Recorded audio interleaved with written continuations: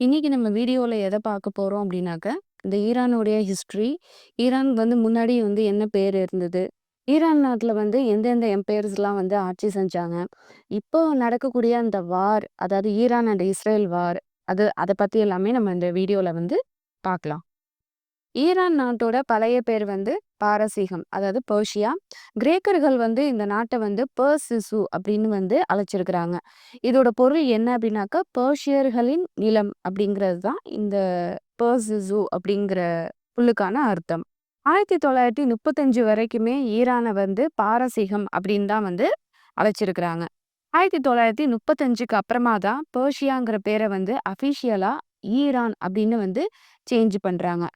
ரேசா Shah Pahlavi அப்படிங்கிறவர் தான் இந்த பெர்ஷியாங்கிற பேரை ஈரான் அப்படின்னு சேஞ்ச் பண்றாங்க. அதை நம்ம இந்த வீடியோவோட லாஸ்ட்ல பார்க்கலாம். ஈரானோட வடமேற்குல டர்க்கி, மேற்குல ஈராக், வடக்குல ஆஜர்பாஜான், அர்மேனியா, காஸ்பியன் கடல் மற்றும் துர்க்மெனிஸ்தான் போன்ற நாடுகள் இருக்குது. கிழக்குலன்னு பார்த்தாக்கா ஆப்கானிஸ்தான், தென்கிழக்குல பாகிஸ்தான், தெற்குல ஓமன் வளைகுடாவும் பாரசீக வளைகுடாவும் அதோட எல்லைகளா அமைஞ்சிருக்கு. ஜாக்ரோஸ் மற்றும் ஆல்பரோஸ் போன்ற மலைத்தொடர்களும் இங்க இருக்குது. இந்த நாட்டோட மக்கள் தொகை 9 கோடி மக்கள் இருக்கிறாங்க. பாரசீக இனத்தவர்கள் தான் பெரும்பாலும் இங்க இருக்கிறாங்க. இந்த நாட்டோட மொத்த பரப்பளவுன்னு பார்த்தாக்கா 16,48,195 சதுர கிலோமீட்டர். மொத்த பரப்பளவு மற்றும் மக்கள் தொகையில உலக அளவுல ஈரான் 17வது இடத்துல இருக்கிறாங்க. ஆசியால உள்ள 6வது பெரிய நாடு. இங்க முஸ்லிம்கள் தான் பெரும்பான்மை மக்கள் தொகையில கொண்ட ஒரு நாடாவும் இருக்கிறாங்க. இப்போ ஈரானோட கேபிட்டல் தெஹரான். ஈரான்ல முன்னாடி எந்தெந்த பேரரசுகள்லாம் ஆட்சி செஞ்சிருக்கிறாங்கிறத பார்க்கலாம். ஃபர்ஸ்ட் அக்கெமெனேட் அப்படிங்கிற பேர் ஆட்சி செஞ்சிருக்கிறாங்க. கிமு 550ல இருந்து கிமு 330 வரைக்கும் இவங்க ஆட்சி செஞ்சிருக்கிறாங்க. ஈரானோடைய பெரிய பேரரசு இவங்க தான். இதை பாரசீக பேரரசு அப்படின்னு அழைச்சிருக்கிறாங்க. இது பாரசீகர்களால இயற்றப்பட்ட மற்றும் வரலாற்றுல மிகப்பெரிய பேரரசுல ஒன்றாகவும் இருந்திருக்கு. சைரஸ் த கிரேட் என்பவரால இது நிறுவவும் பட்டுச்சு. இதுக்கப்புறம் ஜெர்சியா அப்படிங்கிறவர் வராரு. இவரை எதிர்த்து கிரீக்ல இருந்து 300 வீரர்கள் சண்டை போடுறாங்க. அவங்க தான் ஸ்பார்டான்ஸ். இந்த அக்கெமெனேடு மன்னர்கள் அஹிரா மஸ்தா என்ற கடவுளை வழிபட்டிருக்கிறாங்க. ஆனா அவங்களுடைய அந்த குடிமக்களை மற்ற மதங்களை அவங்க பின்பற்றுறதுக்கும் அவங்க அனுமதிச்சிருக்கிறாங்க. இந்த அக்கெமெனேடு பேரரசு கிமு 4ஆம் நூற்றாண்டுல அலெக்சாண்டர் த கிரேட்டால வீழ்த்தவும் படுது. அதுக்கப்புறமா பார்த்தியன் எம்பையர் வராங்க. இந்த பார்த்தியன் எம்பையரை அர்சாசிட் எம்பையர் அப்படின்னு அழைச்சிருக்கிறாங்க.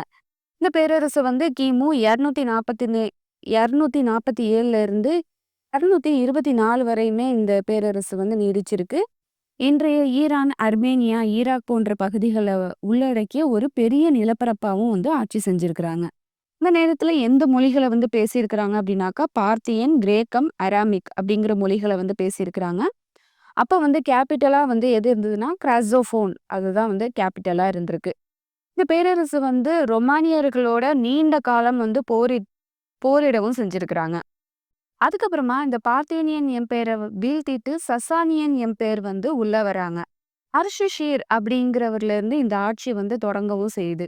இந்த சசானியன் எம்பையர் ஈரான்ல ஒரு முக்கிய பங்கும் வகிக்கிறாங்க. அவங்களுடைய அந்த கலாச்சாரம் மற்றும் அந்த கலைகள்ல ஒரு குறிப்பிடத்தக்க தாக்கத்தை ஏற்படுத்துச்சு அப்படின்னாக்கா, அது இந்த சசானியன் எம்பையர்ல தான் நடந்துச்சு. இந்த சசானியன் எம்பையரை வீழ்த்திட்டு தான் அரேபியர்கள் உள்ள வராங்க. அதுக்கப்புறமா தான் இஸ்லாம் அப்படிங்கிறது ஸ்ப்ரெட் ஆகுது. அது வரைக்குமே இவங்க அந்த ஜொராஸ்ட்ரியனிசம் இதை தான் அந்த மக்கள் ஃபாலோ பண்ணியிருக்கிறாங்க. அரேபியர்கள் உள்ள வந்ததுக்கு அப்புறமா Umayyad dynasty, Abbasid dynasty, Timurid dynasty, Turkomans, Safavid dynasty, Afsharid dynasty, Zand dynasty, Qajar dynasty அப்படின்னு வந்திருக்கிறாங்க. அதுக்கப்புறமா கடைசியா காஜாஸுங்கிற கட்டுப்பாட்டுக்குள்ள வர்றாங்க. இந்த காஜாஸுங்கிறவங்கள வீழ்த்திட்டு தான் ரெஹசா கான் வராரு.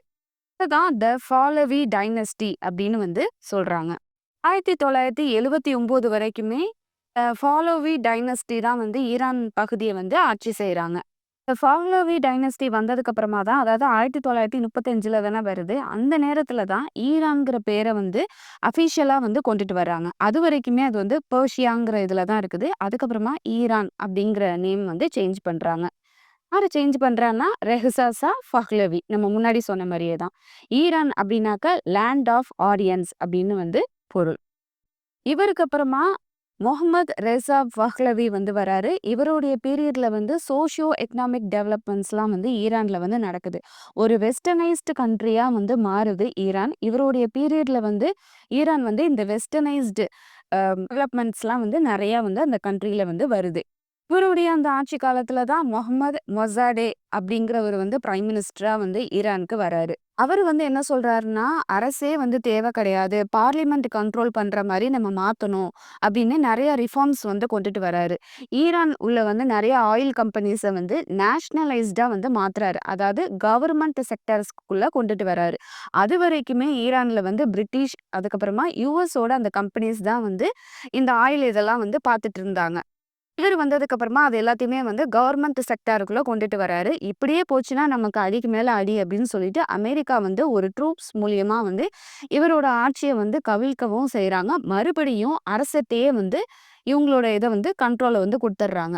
இப்போ அரசர் வந்ததுக்கு அப்புறமா அந்த ஆயில் கம்பெனிஸ் எல்லாத்தையுமே வந்து நேஷனலைஸ்டா ஆக்காம கொஞ்சம் கம்பெனிஸை மட்டும்தான் வந்து நேஷனலைஸ்டா கொண்டுட்டு வந்துட்டு இந்த சின்ன பகுதி மட்டும் தான் கவர்மெண்ட் செக்டார்ல வந்து இருக்கும். பேலன்ஸ் ஃபுல்லாவே வந்து பிரைவேட் கம்பெனிஸ்ட்டயே வந்து பழையபடி போயிருது.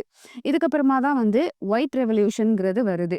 ஈரான் வந்து வெஸ்டர்னைஸ்டா மாறுது. லேண்ட் ரிஃபார்ம்ஸ், அதுக்கப்புறமா அந்த மேரேஜ் ரிஃபார்ம்ஸ், இதெல்லாம் வந்து மேரேஜ் ரிஃபார்ம்ஸ்ல வந்து உமனுக்கு வந்து கொண்டுட்டு வராங்க. என்னன்னா, அவங்களுடைய மேரேஜ்ல வந்து அவங்களுடைய அந்த ஓன் டிசிஷன் எடுக்கிற மாரி நெறைய ரிஃபார்ம்ஸ்லாம் வந்து கொண்டுட்டு வராங்க. அப்புறம் பெண்களுக்கான அந்த ஓட்டு உரிமை எல்லாமே வந்து இந்த இதுல தான் வந்து கொண்டுட்டு வராங்க. இதுக்கப்புறமா தான் கமானிங்கிறவர் வந்து வராரு. இவர் வந்து ஒரு மத தலைவர். இவர் வந்து என்ன சொல்றாருன்னா, இந்த ஈரான் வந்து மதத்தோட அடிப்படையில தான் வந்து ஆட்சி நடக்கணும் அப்படின்னு வந்து சொல்றாரு. கவர்மெண்ட்டுக்கு எதிரா இருந்ததுனால இவர வந்து நாடு கடத்தவும் செய்றாங்க.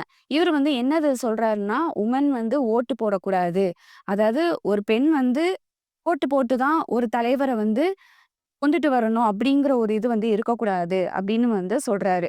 இப்ப ஈரான்ல உள்ள அந்த அரசர் வந்து என்ன நினைக்கிறாருன்னா, இனிமே இவர மாரிலாம் வந்துட்டாங்க அப்படின்னாக்க, நம்ம பதவி வந்து போயிரும் அப்படின்னு சொல்லிட்டு, நம்மள எதிர்க்க யாருமே இருக்கக்கூடாது அப்படின்னு வந்து நினைச்சுட்டு, நெறைய அடக்குமுறையில வந்து ஈடுபடுறாங்க. அதர் பொலிட்டிக்கல் பார்ட்டிஸ் உள்ள வராம என்னலாம் செய்யணுமோ அது எல்லாமே வந்து செய்றாங்க. இத எதிர்த்து போராட்டங்கள் வந்து வரும்ல, அப்ப வந்து அத வந்து காவல்துறைய வச்சு வந்து எதிர்க்கிறாங்க. அந்த நேரத்துல தான் அரசர் தலைமையில வந்து ஒரு நிகழ்ச்சி வந்து நடக்குது. அது வந்து ஒரு பெரிய ஃபெஸ்டிவலாவே வந்து நடத்துறாங்க. அதுல வந்து எல்லா நாட்டுல இருந்தும் தலைவர்கள அழைச்சு, அவங்கள வந்து அந்த ஃபெஸ்டிவல வந்து ரொம்ப பிரம்மாண்டமா வந்து நடத்துறாங்க. அதுக்கு வந்து நெறைய வந்து பணம் வந்து செலவாகுது. கிட்டத்தட்ட 4800 கோடி வந்து செலவாகுது. இப்படியெல்லாம் ஒரு அரசர் வந்து செஞ்சா மக்களுக்கு வந்து எப்படி பிடிக்கும்? அதனால வந்து மக்கள் வந்து கோவப்பட ஆரம்பிக்கிறாங்க. அது மட்டும் இல்லாம, அந்த நேரத்துல கொமானிய பத்தி தப்பா வந்து ஆர்டிக்கல்லயும் வருது. அதனால மாணவர்கள், அந்த இளைஞர்கள், பொதுமக்கள் எல்லாமே வந்து இத எதிர்த்து வந்து போராட்டத்துல ஈடுபடுறாங்க. இத தடுக்கிறதுக்காக அரசர் வந்து காவல்துறைய வந்து நாடுறாங்க. நெறைய வந்து ஷூட் அவுட்ஸ் நடக்குது. இதுல வந்து நெறைய பேர் வந்து இறந்து போறாங்க. இதுதான் வந்து சான்ஸ் அப்படின்னு சொல்லிட்டு கொமானி வந்து தனக்கு சாதகமா வந்து இது எல்லாத்தையுமே வந்து பயன்படுத்திக்கிறாரு. போராட்டம் ரொம்ப தீவிரமடையுது. 1979 ஜனவரியில வந்து அரசர் வந்து வெளிநாட்டு பயணம் வந்து போறாரு.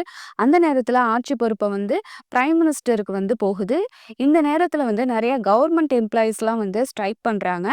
அதனால அந்த நாடே வந்து அப்படியே ஸ்தம்பிச்ச ஒரு நிலையில வந்து இருக்கிறாங்க.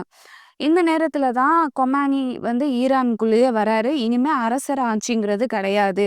ஈரான் வந்து அந்த இஸ்லாம் சார்ந்து தான் வந்து செயல்படணும் அப்படின்னு சொல்லி இஸ்லாமிக் ரிபப்ளிக் ஆஃப் ஈரான் அப்படின்னு வந்து மாற்றுறாங்க. முழுக்க முழுக்க இஸ்லாமிக் ரிலேட்டடான அந்த சட்டங்கள தான் வந்து கொண்டுட்டு வரணும் அப்படின்னு வந்து சொல்றாங்க. அந்த பெண்களுக்கான ஓட்டு உரிமை அதெல்லாம் வந்து நிராகரிக்கவும் படுது. புதிய சட்டங்கள வந்து கொண்டுட்டு வராங்க. இவர் வந்த உடனே இனிமே வந்து அதர் பொலிட்டிக்கல் பார்ட்டிஸ் அப்படின்னு ஒண்ணு இருக்கவே கூடாது அப்படின்னு வந்து சொல்றாரு. அதாவது கவர்மெண்ட்டுக்கு எதிரா வந்து செயல்படுற அந்த அவங்கள எல்லாத்தையுமே வந்து அரெஸ்ட் பண்ணவும் செய்றாங்க. அரசர் வந்து அந்த வெளிநாட்டு பயணம்க்கு போனார்ல, அவருக்கு வந்து உடல்நிலை சரியில்லாம போகுது. அவர வந்து யுஎஸ்ல வந்து அட்மிட் பண்றாங்க. அந்த நேரத்துல வந்து ஈரான் வந்து என்ன சொல்றாங்கன்னா, அவர வந்து இங்க ஈரானுக்கு வந்து அனுப்புங்க அப்படின்னு வந்து சொல்லிட்டு, யுஎஸ் எம்பசிய வந்து சிறைப்பிடிக்கிறாங்க. அங்க உள்ள அந்த ஆஃபீஸ்க்குள்ளேயே வந்து அந்த எம்ப்ளாயீஸ் எல்லாத்தையுமே வந்து அரெஸ்ட் பண்றாங்க. கிட்டத்தட்ட 444 நாட்களுக்கு வந்து அரெஸ்ட் பண்றாங்க. யுஎஸ் வந்து தொடர்ந்து ஈரானோட பேச்சுவார்த்தையில வந்து இருந்துகிட்டே இருந்திருக்காங்க. இந்த முகமது ரெய்ஸா பஹ்லவி இவரோட அந்த ஆட்சி காலத்துல தான் வந்து இஸ்ரேல் அண்ட் ஈரான் வந்து நட்புறவு நாடா வந்து இருந்திருக்கிறாங்க. இஸ்ரேலுங்கிற நாடே வந்து எப்ப ஃபார்ம் ஆகுதுன்னா 1948 தான் ஃபார்ம் ஆகுது. எப்படி ஃபார்ம் ஆகுது அப்படின்னாக்க, பாலஸ்தீன்ல உள்ள பகுதிகளை எல்லாத்தையுமே வந்து காசு கொடுத்து வாங்கி அந்த இஸ்ரேலுங்கிற ஒரு கண்ட்ரி வந்து அதுக்கப்புறமா தான் வந்து ஃபார்ம் ஆகுது. இந்த இஸ்ரேலுங்கிற கண்ட்ரி வந்து ஃபார்ம் ஆன உடனே மற்ற அரப் கண்ட்ரிஸ்லாம் எதுவுமே இந்த இஸ்ரேலை வந்து அங்கீகரிக்கவே இல்லை. ஈரான் மட்டும்தான் வந்து நட்பு நாடா வந்து இருந்திருக்கிறாங்க. இஸ்ரேல் வந்து ஃபார்ம் ஆனதுக்கு அப்புறமா இப்ப வரைக்குமே அது வந்து சர்வே ஆகுது அப்படின்னாக்கா, அது யாரோட சப்போர்ட் மூலியமா அப்படின்னாக்கா, யுஎஸோட சப்போர்ட் மூலியமா தான் வந்து அது வந்து சர்வே ஆகிட்டே இருக்குது. இஸ்ரேலுக்கு வந்து ஈரான் வந்து நிறையாவே வந்து ஹெல்ப் பண்றாங்க. அந்த ஈரான் வந்து ஈரானோட அந்த ஜவாக்குங்கிற உளவுத்துறையும் சரி, மொசாடுங்கிற அந்த இஸ்ரேலோட அந்த உளவுத்துறையும் சரி, ஒண்ணா சேர்ந்து ஒர்க் பண்ற அளவுக்கு வந்து ரொம்ப நட்பு நாடா தான் வந்து இருந்துட்டு இருக்கிறாங்க. அரப் கண்ட்ரீஸ் எல்லாம் ஆயில் அண்ட் பெட்ரோல் வந்து நாங்க வந்து இஸ்ரேல் கண்ட்ரிக்கு வந்து தரமாட்டோம் அப்படின்னு சொல்ற அந்த நேரத்துல வந்து ஈரான் தான் வந்து இஸ்ரேலுக்கு வந்து ஆயில் சப்ளை வந்து பண்றாங்க. கிட்டத்தட்ட 70% தேவையான அந்த பூர்த்திய வந்து ஈரான் தான் வந்து இஸ்ரேலுக்கு வந்து குடுக்குறாங்க. ஈரானுக்கு தேவையான அந்த வெப்பன்ஸ் எல்லாமே வந்து இஸ்ரேல் தான் வந்து குடுத்து உதவுறாங்க. இஸ்ரேலுக்கு வந்து டர்க்கி, ஈரான், எத்தியோப்பியா இந்த நாடுகள் எல்லாமே வந்து ஒரு நட்புறவு கொண்ட ஒரு நாடாவே வந்து இருந்திருக்கிறாங்க. அவங்களுக்கு தேவையான அந்த மிலிட்ரியா இருக்கட்டும், எக்கனாமிக்கா இருக்கட்டும், இதுலெல்லாம் வந்து ஒரு ஹெல்ப் பண்ணிக்கிட்டே தான் வந்து இருக்கிறாங்க. அதுவரைக்குமே வந்து ஸ்மூத்தா தான் போயிட்டுருக்குது. கிட்டத்தட்ட 1979 வரைக்குமே இப்படிதான் போயிட்டுருக்குது.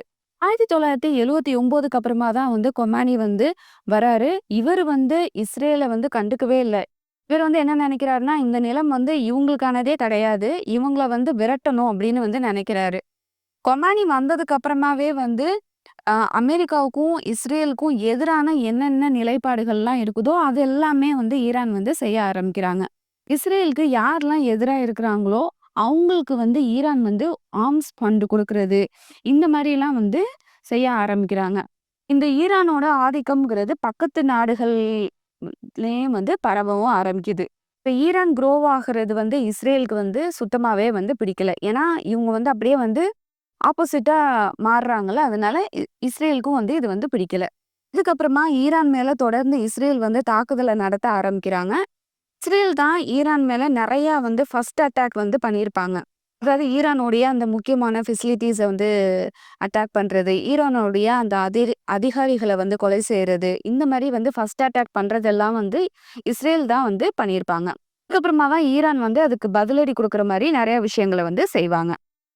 1956ல நியூக்ளியர் ரியாக்டர் எங்களுக்கு வந்து தேவைப்படுது. எங்களுடைய கண்ட்ரி வந்து குரோ ஆகணும் அப்படின்னு சொல்லிட்டு, ஈரான் வந்து யுஎஸ்ட்ட வந்து பேசி, எங்க நாட்டோட வளர்ச்சிக்காக தான் நாங்க இந்த நியூக்ளியர் ரியாக்டர வந்து பயன்படுத்துவோம் அப்படின்னு சொல்லி ஒரு அக்ரீமெண்ட்ல வந்து சைன் பண்ணியிருப்பாங்க.